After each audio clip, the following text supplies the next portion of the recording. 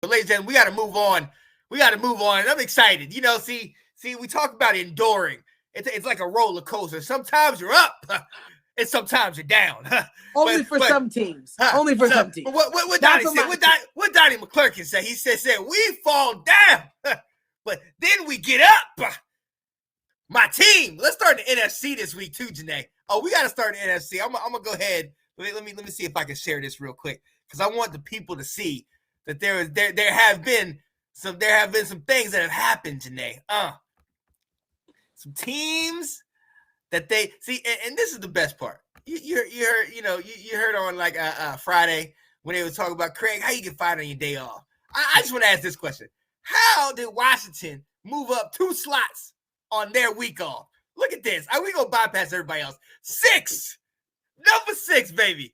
How you like that, Janae? Guys, so far away from my team, I can't even. Left hand up. 7. Okay. Let's get it. Let's get into the beginning of it. Number 1 seed, obviously, is Philly. They have clinched the playoffs, and very important, Janae, they have not clinched the division yet. So we will see how that is. They definitely they have not, Sean. No, they have not. Yeah, is it because of your team? Hey. All I'm saying is they'll quit it soon enough because we know you all ain't gonna get it. Look, moving down the list, the Minnesota Vikings, who we both played well. We've seen what they can do. They are 10-3, and they are going to win that division. They didn't win this week, though. The 49ers, who with that defense looking nice, looking upbeat and ready to go at number 3. Number 4, the representative of the NFC South. Currently. Right. The current representative, Tom Brady, and the Tampa Bay Buccaneers. Shout out to all the Bucs Report and all those guys. Shout out to them. Doing it. Number 5, the most overrated team in the NFL, the Dallas Cowboys. You see what it is. Number 6, obviously Washington, and number 7, the New York Giants. You already know what it is. The Giants, after they got stomped. They're gonna have to play. The Giants. Where my Giants? Where my G-man at? Come on, I need y'all to show up this week. Come on, Giants. Where y'all at? I need y'all to show up, G-man. Let's go. I'm gonna try to go to this game with my brother. I'm gonna ask him if he wants to go to this game. Oh yeah. This could be for to see who was out of the basement. We're not in the basement anymore, Janae. You know that feeling? That's a good feeling right now. I can feel it. I can feel it. And I want you to be in the presence. So when you in the basement, you know what it felt like to be in the atmosphere. Okay. Because we about to take y'all spot. That's all I'm gonna say. But we will get into that a little bit later. Yo, right outside are those who are on the bubble. Yes. Seattle, who got a surprising loss to the Panthers, 30-24 in that game. They are in the 8th seed. The aforementioned Detroit Lions at 6-7 in the second team in the NFC South. And somehow, at the 10th seed, the Packers are still in contention. Holding on. Oh, yeah, still holding on. And as a matter of fact, there's another team that's still kind of holding on. Any team that's represented in the NFC South is still holding on. The Panthers. Has a chance. The Panthers and Falcons both have chances. That's crazy. That is crazy. That is insane. That is absolutely insane. So we will see what's happening. Look, these right between. No, but Sean, do you really honestly think they have a chance, though? Who? Any of those teams at the bottom. Like, you think that Green Bay or any of those teams are going to be able to win? The only way they get in is if you guys start losing. Well, and that's the thing. Honestly, I think Seattle, they're going to be the ones I'm going to fear. I know Detroit's got to play the Packers. Detroit's got to play the Jets, who are no slouch. You know what I mean? So Detroit's got a couple games where they can very easily lose because that team maybe has delusions of making it themselves and speaking about the Packers. Yeah. But y'all got we got the Giants. Then we got a tough San Francisco team, and then we got on New Year's we got Cleveland. So we'll see how that plays out, and then after that we got y'all. Damn, Sean, I don't know. It's gonna be tough. It's gonna be tough. Oh It's yeah, gonna be tough. you guys got to go through the trenches for this one. Oh yeah. So we gonna see what happens. And but that is the NFC. But Janae, let's go over to the AFC where your boys are still sitting pretty, tied for number one, but still at number one. Talk about your boys. Hey, the Bills, man, sitting nice and clean, man, looking good. Hey, Josh Allen, looks like they finally starting to click on all cylinders. And just when you thought that the Jets was gonna do something, man, somebody was able to take them down. All right, but then we got the Chiefs, Sean. We got the Chiefs who are still looking good, looking damn good. But they did play the Broncos. Come on, they did play the Broncos. Right, and the Broncos came back on them, so should we be concerned about that? Yeah, I know they were starting to get a little nervous. Right. Hey, but at the end of the day, they're holding their spot, and then you got Baltimore, which is a toss-up. But Huntley was able to come in and still win. Exactly. So the team is good enough to probably get the job done right now without their starting quarterback, even though I know they would want him healthy, but Huntley didn't look too bad. No, he didn't. Not at all. Then we got a team that is kind of looking a little not the same team as we thought, the Tennessee Titans. What happened in that game? Sean, I thought you was gonna be able to tell me. Right. Because I didn't get it. I didn't get it, man. The Jaguars stomped them and stomped them good. Then we got the Bengals, who the Bengals, they right there. They are right there at 9-4, right behind the top tier teams. Of course, they're sitting on the outside, just like a top tier team would be at number 5. Sometimes the top premier team has to sit at number 5. So, Bengals, I do understand your dilemma. You're good, but you definitely got somebody better in front of you. So I don't even see that switching. I think it's probably going to stay the same, but we will see. Okay. We will see. I mean, they're only one game away from each other. So the Bengals, they're tied. Actually, I think. Yeah, they're tied. Oh, wow. They're tied. Yeah, so Baltimore has a tiebreaker, so they got the lead on that. But, hey, very quickly, Baltimore falls. Bengals picks it up, man. Look, they could jump right up in there. That's definitely a toss-up. That's definitely a toss-up. I don't know. I know Nathan's shaking in his boots. Oh, yeah. Hey, but then, look, and then we got Miami. And then we got the oh, God. I don't know who else is going to be. Who's going to be a quarterback? Who's going to be the quarterback then? Jeez. But so you got Miami, then you got the Chargers. Dang, and I don't know if I'm too able to muster up. Okay, so the Chargers were able to muster up and beat Miami. Does it change your mindset about the Chargers? I don't know, man, because Tua looked bad in that one. And I know the Chargers defense is pretty solid, but I don't know if that was Tua playing poorly or is that really the Chargers doing their thing. Now, shout out to that offense. Justin Herbert. Yeah. Justin Herbert balled out. And in the first 3 seasons, I think he has the most, I would believe, like passing yards from a quarterback in the first 3 seasons of his career. He just beat, who was it? Andrew Luck. He just beat Andrew Luck's record. So, they have talent.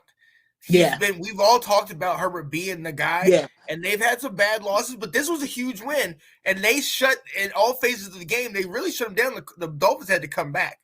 Yeah. So that's true. You know what I mean? So look, they're tough, and if they start playing together, the problem for me is inconsistency. They're not consistent. One week they win, the next we were they just lose. calling them out. We were just literally saying that this is an out team, and then they was able to take it to Miami. So it was like, and Miami is, playing pretty decent. Right. But then what does that say about them? Because for most of this game, it didn't look good. It did not look good. It did not look good.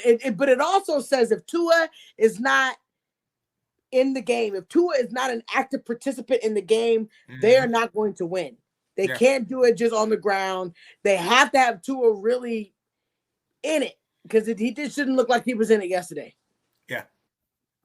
Completely. Now let's look at that. Let's look at that bubble. Let's look at that bubble because that bubble is where it gets interesting. We got the Jets at number 8. Man, then we got because the Jets did lose, but I mean, I still feel like they're a sleeper team. I still think they're a sleeper team. But then we got The Patriots at number 9, and then at 6-6. The Jaguars at 5-8. The Raiders at 5-8. I mean, Sean, looking at the teams on the bubble, they're not far away from their opponent to get in. No, not at all. And see, the thing about it is, honestly, you look at Miami being 8-5, and then you got the Jets and Patriots is only one more loss than Miami, so they can very easily get past them and get up there. Jacksonville, they've proven they're tough. They've proven they can play. Absolutely. You know, they're gonna have to win their games. Yeah, absolutely. And they're gonna have and I think they can get a W in this coming game, Janae. Do you know who they playing this coming week, Janae? Oh, I know who they play, but I need you to wake up and come back to reality. I need you to come back to reality. I'm eating that dub this week, baby. Let's go. And then you got the Raiders, who and you talk about inconsistent, Janae. I can't read the Raiders. I mean, please help me with that, because one week you got Devontae Adams, breaking records and dominating and getting all these cards, and then the next week is terrible. Like I can't. I don't know what's going on with them. You know what I mean? So I can't believe in them. So until I can't believe in them, I can't. But they're still in it, Sean. I mean, they're 2 games away from the Chargers, who are 5. Look, they're 7-6. Raiders are 5-8. They still got a chance if the Chargers don't win and the Raiders do start picking it up. It's any given Sunday for them too. Oh, absolutely, absolutely. But listen, if you come here and you let a guy that literally just got off the jet, just got off the bench, was playing in another team the week before, you let him come off the bench and beat you down. He was down 16-3 with like 2 minutes and 50 seconds to play. Yeah. And you let him come back and beat you Raiders.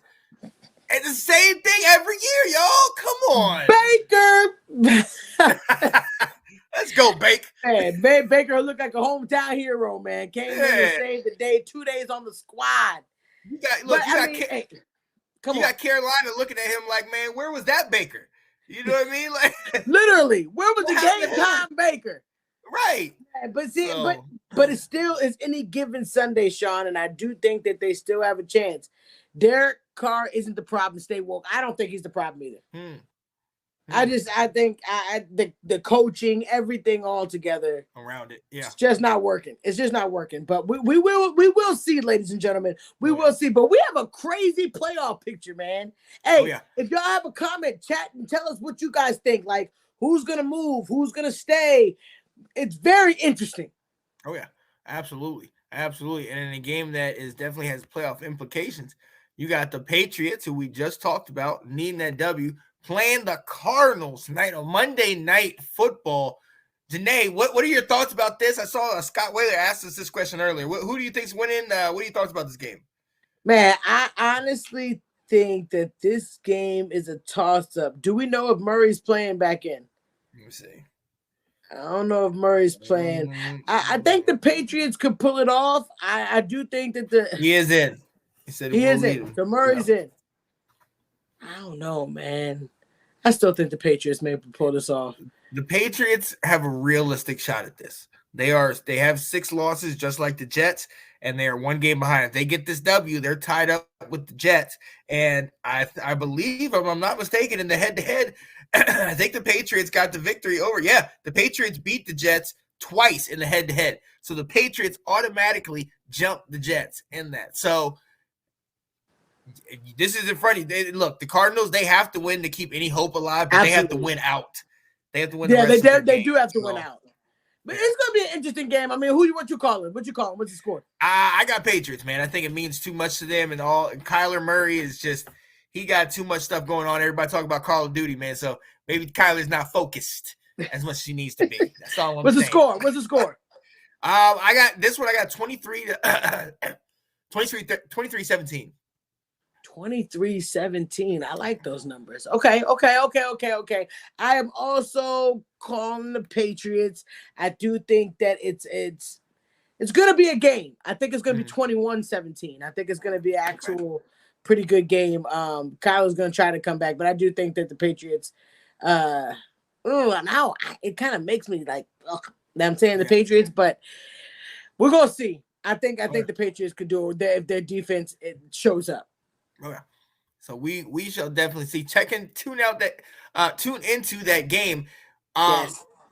Let's Talk Football hosts and contributors David Wright and Ash and Sydney Swinton are all at that game. So definitely I'll try to reach out to them, see if they'll be going back and forth, watching that game, see if we can pictures and videos and whatnot.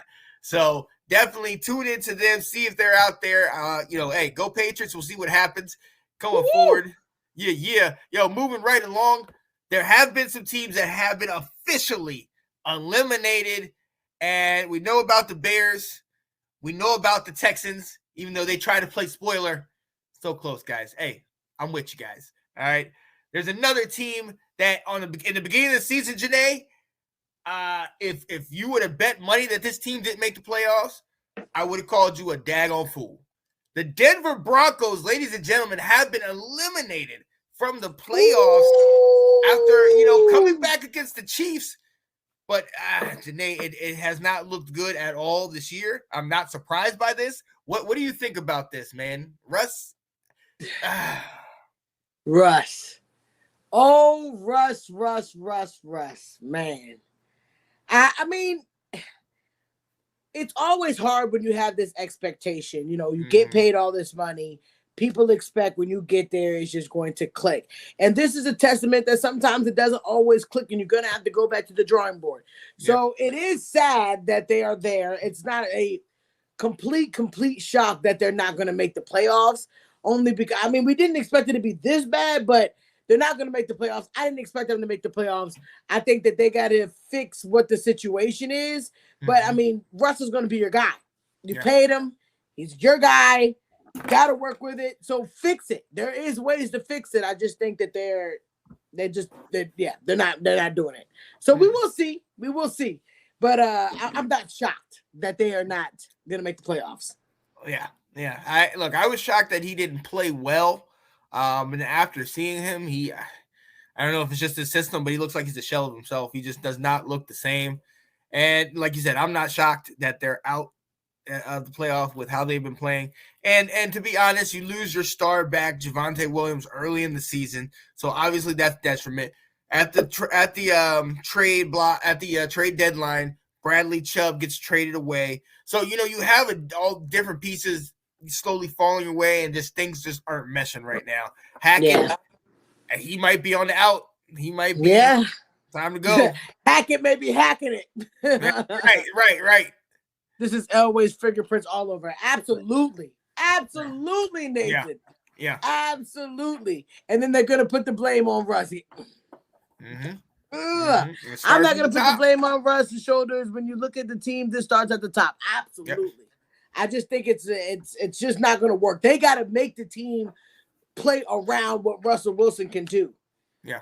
I just don't think they have that. I don't think it's working. I feel like they have pieces that they need to fix in order to make it work. And I don't think they should be putting it on Russ. Yeah, I agree. Straight like that. I agree. Straight like that. Thanks for watching. If you like that clip, be sure to check out the other great content from the Let's Talk Football community. And as always, please like, subscribe, and hit that notification bell so you'll be notified when more great content like this becomes available.